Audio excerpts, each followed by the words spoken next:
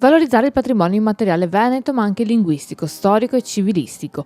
Questo è l'obiettivo del concorso indetto dalla Regione del Veneto, realizzato grazie al prezioso contributo di Umpli Veneto e indirizzato a tutti gli studenti della Regione.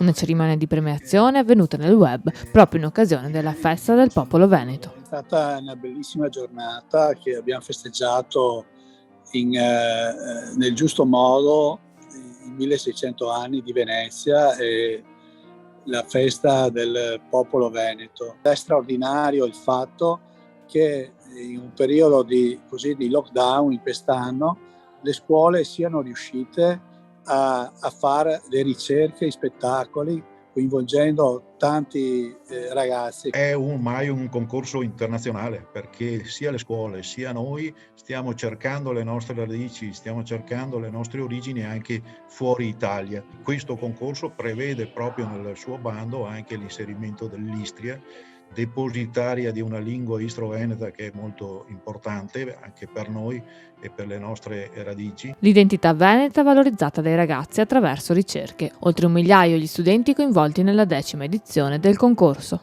Le Pro Loco nel territorio sono i custodi del patrimonio immateriale delle nostre generazioni, delle nostre tradizioni, del nostro Veneto.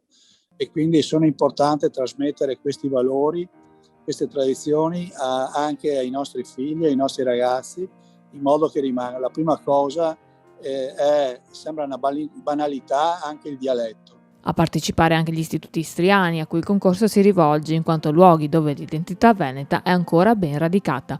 Un'edizione riuscita che pensa già al prossimo anno, magari in presenza. Chiaro che la situazione e l'esperienza di questi tempi ci pone e ci ha fatto capire che si può lavorare insieme anche a distanza, anche se non è la stessa bellezza, però le motivazioni, lo spirito, la volontà c'è proprio perché in qualche modo comunque c'è questo rapporto e c'è questa appassionante ricerca delle nostre e della salvaguardia, della ricerca delle nostre tradizioni, della salvaguardia della lingua e delle nostre tradizioni.